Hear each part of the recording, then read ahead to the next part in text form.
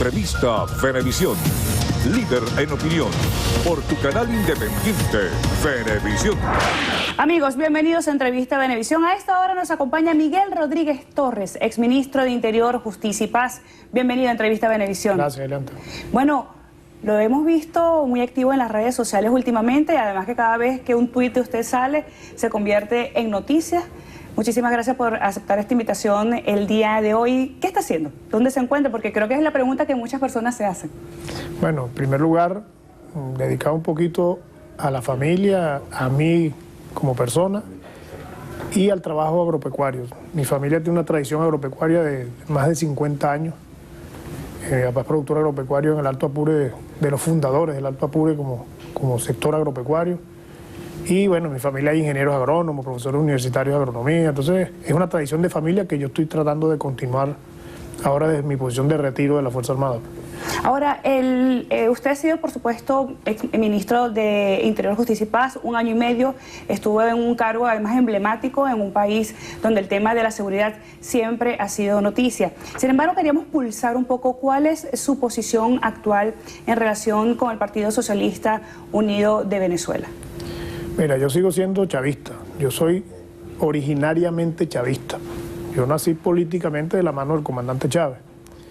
Yo conozco al comandante Chávez cuando yo era cadete y seguí en su fila hasta que él partió, ¿no? Entonces, yo nací en el chavismo y terminaré mi vida en el chavismo. Quizás algunos piensan que por hacer algún tipo de crítica uno ha cambiado de posición. No, yo no he cambiado de posición nunca. Simplemente creo que el chavismo necesita transformaciones, el chavismo necesita cambios, el chavismo necesita un reavivamiento, una refundación desde el bolivarianismo inicial que le permita afrontar los escenarios políticos que se avecinan, ¿no? Que se ven en el frente, como puede ser un referéndum, como puede ser las elecciones de diciembre. Tenemos que prepararnos sin temor para esos escenarios posibles y eso requiere que se reavive el chavismo. Eso implica el respeto de los liderazgos locales, municipales, regionales del chavismo, que son los que le dan sustento y le dan vida al chavismo. Eso implica evitar las imposiciones dentro del chavismo en cargos, en posiciones políticas, la dedocracia que llaman, eso hay que acabarlo. Y que se refunda el chavismo desde la participación, que es lo que establece la Constitución.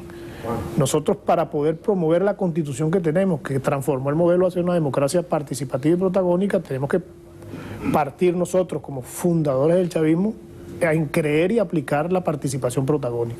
Entonces yo creo que eso es lo que necesita el chavismo de hoy y que afloren los nuevos liderazgos para que ese chavismo tenga capacidad, porque sigue siendo la principal fuerza política del país, pero tiene que reagruparse para poder tener la capacidad de reaccionar ante los escenarios que se avecinan, que están prontos a llegar.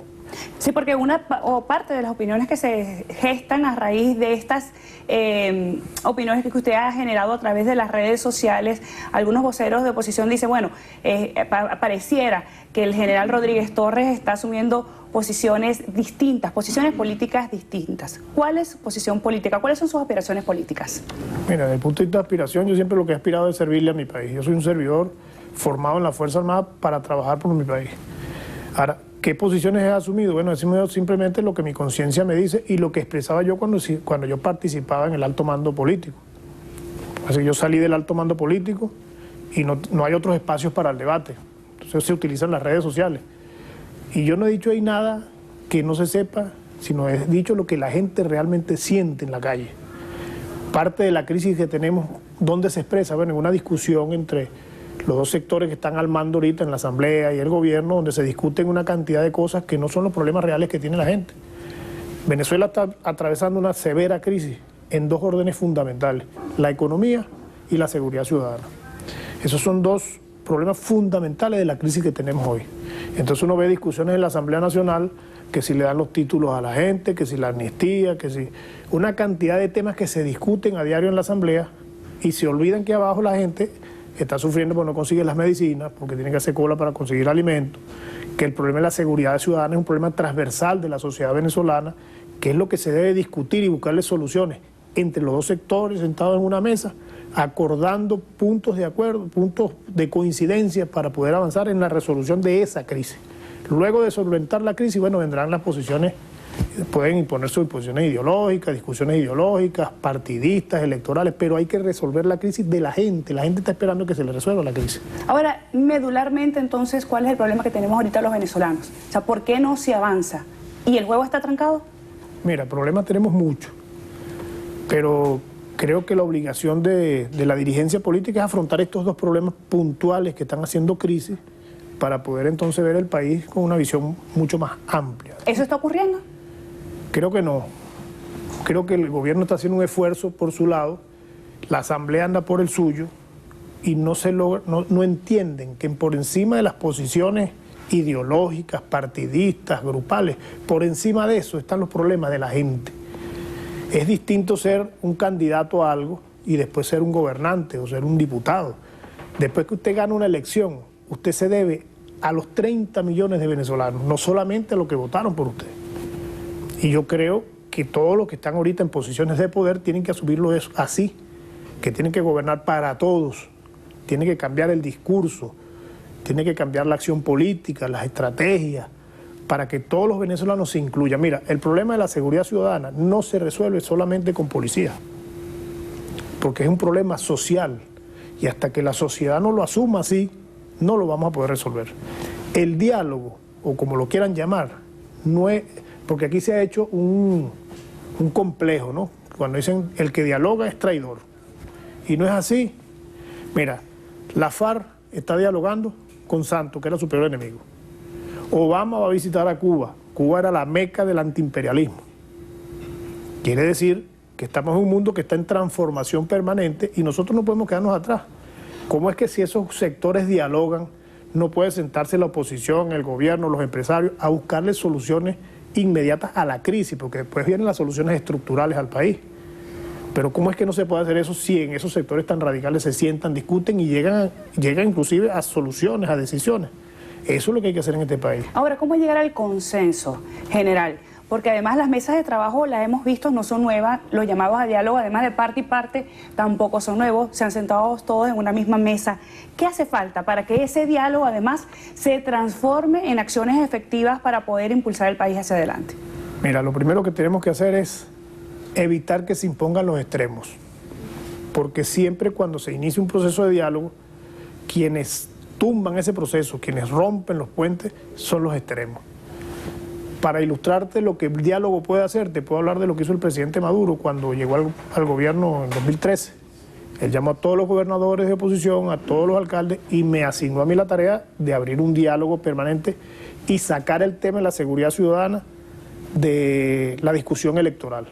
Eso se cumplió. Ninguno de la oposición ni ninguno del gobierno habló más nunca electoralmente durante ese año del tema de la seguridad ciudadana. Y empezamos a sentarnos con todos los alcaldes y gobernadores de oposición y del gobierno. Se les dio equipamiento, se definieron los patrullajes de todas las policías, indiferentemente de quién las gobernara, y empezó a trabajarse en equipo, entre todos, olvidándonos de las diferencias políticas. Porque es que eso no me quita a mí los chavistas, ni al opositor le quita su ideología. Simplemente estamos atendiendo el problema de la gente. Y la gente lo que está esperando es eso. Mire, aquí la gente no está pensando que si soy de izquierda, que si soy de derecha, porque cuando soy el malandro no sabe si cuando te va a atentar contra ti, no sabe si eres de izquierda o si eres de derecha. Entonces, el problema es entender que sentados, conversando y trabajando en equipo, podemos resolver los problemas de la gente. ¿Pulsa usted que hay voluntad política para llegar a ese consenso? Bueno, y si no la hay, tendrá que haberla, ¿no? Tendrá que crearse, tendrá que haber un liderazgo que lo haga. Porque es que lo que la gente está esperando es eso. La gente votó el 6 de diciembre por un cambio distinto al cambio que pide la gente de oposición al que pide la gente del gobierno. La gente del gobierno no está pidiendo que salga el presidente. La gente de la oposición sí lo pide. Pero el cambio real que la gente está esperando es que la gente se siente, que se acaben las discusiones bizantinas, nos sentemos a resolver los problemas de la gente. El Papa decía algo interesante, que entre el cristiano y el político hay una semejanza. Es que todos debemos trabajar por el bien común. Y eso es lo que tenemos que hacer. Y eso es lo que la gente está esperando. La oposición está planteando una hoja de ruta para la salida del presidente Nicolás Maduro porque asegura que ha sido una piedra de tranca para que el país no salga adelante. ¿Qué opina usted sobre los planteamientos que están haciendo? Se habla de enmienda, entre otras cosas se habla de referéndum. ¿Cuál es su posición en relación con eso? Bueno, es que yo creo que precisamente la oposición, cuando el presidente de la Asamblea, Henry Ramos, llega y se posiciona en la Asamblea, llega con las piedras en la mano, ¿no? Si él llega y le dice, vengo a sacar al gobierno, vengo a sacar al presidente del poder, entonces, ¿qué posibilidades de puente de diálogo se puede entender cuando yo vengo agrediendo de una vez, ¿no? Entonces yo creo que esa página hay que pasarla. La enmienda no tiene sentido. Yo le doy sentido a la enmienda si me dijeran, bueno, vamos a hacer una enmienda para recortar un poquito el periodo, evitar la elección, ¿cómo se llama? Indefinida. ¿Está de acuerdo? Eso me parece que debe hacerse. Y para unificar los procesos electorales en una sola fecha.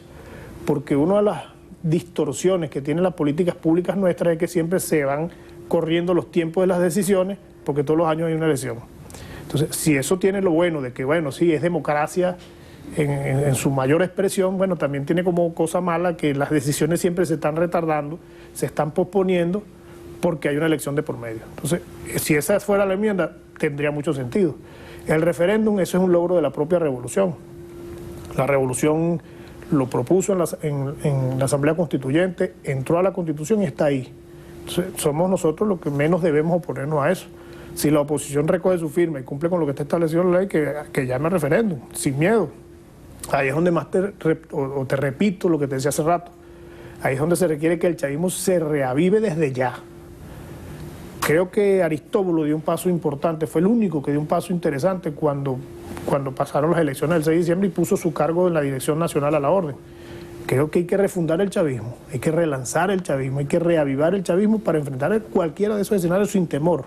El chavismo sigue siendo la principal fuerza política del país. ¿Cree que hay voluntad por parte de algunos líderes del Partido Socialista Unido de Venezuela o de los partidos que agrupan el Gran Polo Patriótico? Mira, para que esto ocurra? Yo tengo mucho tiempo que no hablo con el liderazgo del partido, pero sí he hablado con mucha gente de las bases del partido, porque yo estoy haciendo mi vida en la calle, yo voy a veces a dar clases en la academia, voy a un centro comercial, voy a un automercado, cuando voy a la finca hay trancas por agua y me paro y hablo con la gente.